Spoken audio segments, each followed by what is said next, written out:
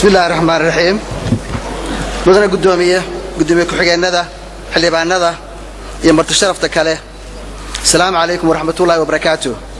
مدن يالي مرويين كدي مركي عن سيموجوين وقول بقالي حالة السياسة دي مدة ديجان بونتلان ولي بدو من العصري والحالة دي بونتلان صومرتي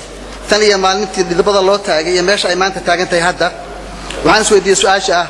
ما حاب بونتلان يكسن كرتا أما يتهم لدى الدروسين يمد له حاسك خدمي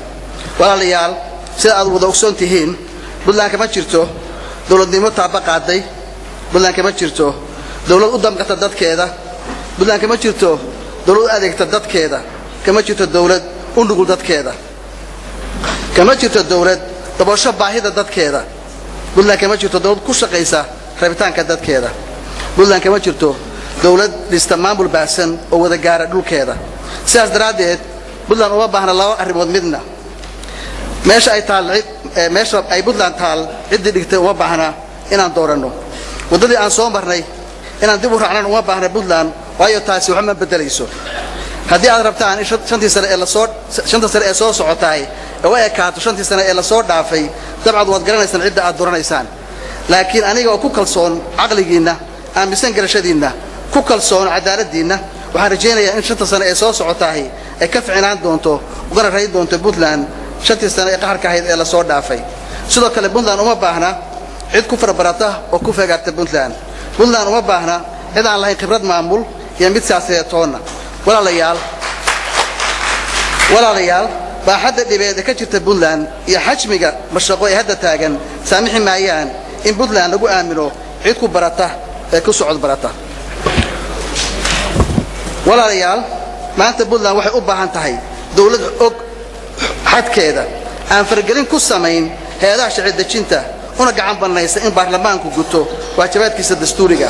بودلان وحي أبها أنتهي دولة أنا حسابيها جود ينتظرك جود ما قال أقول نقول واجبات كذا وزير يمدحوينا تونا بودلان وحي أبها أنتهي قفنا قال أقول هذين كربيش عالمك حريد دقسنا ولا سمين كذا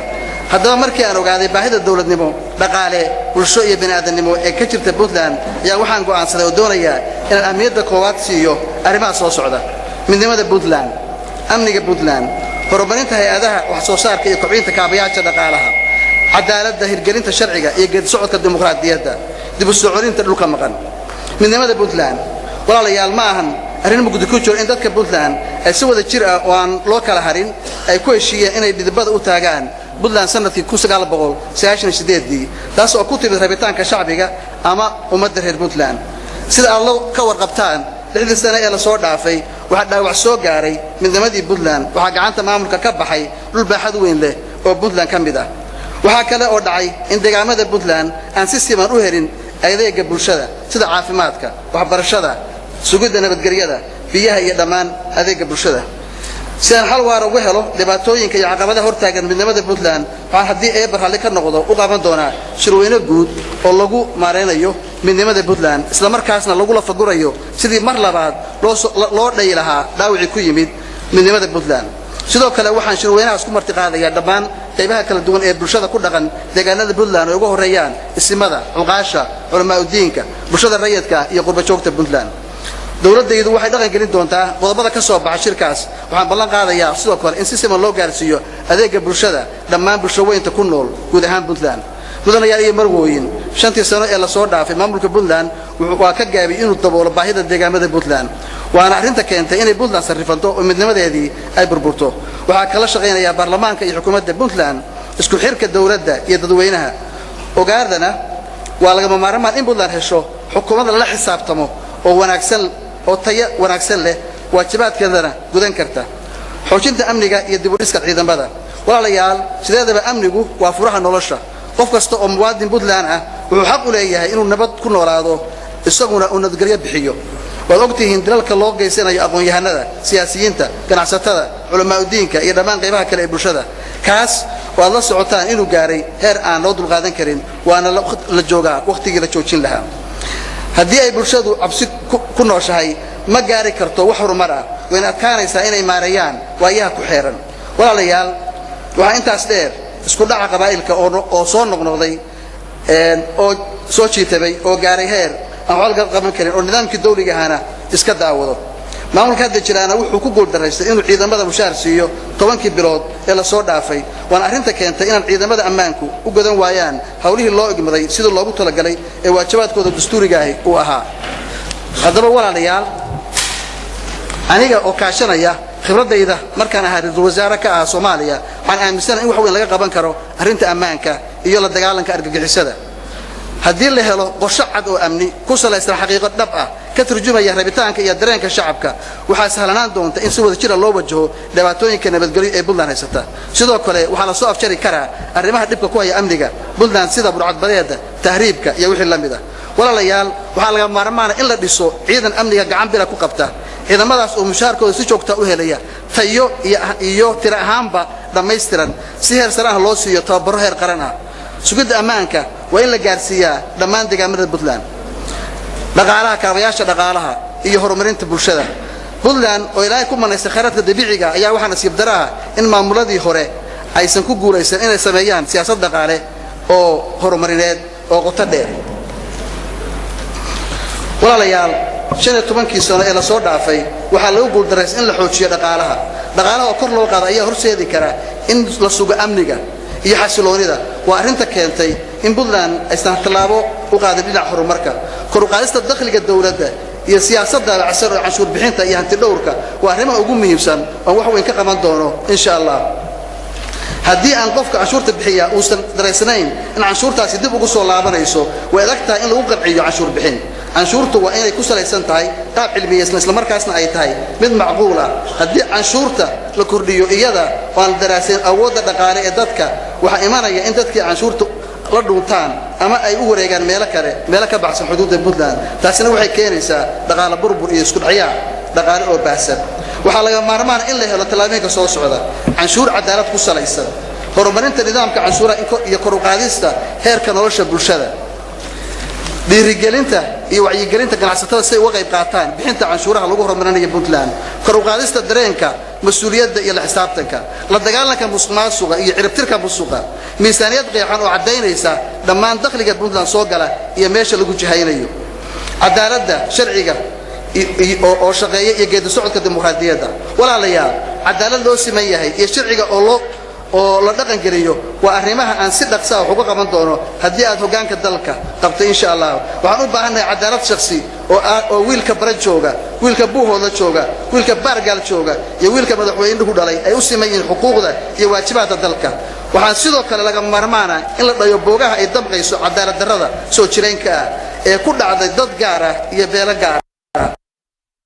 waxaan sugi doonaa xuquuqda haweenka iyo dadka la hayb sooco iyo kuwa laga tirada badan yahay waxa loo baahan yahay in la helo cadaalad deegaan oo deegaamada Puntland ay u sameeyeen horumarka iyo adeegga bulshada haddaba waxaan arrimahan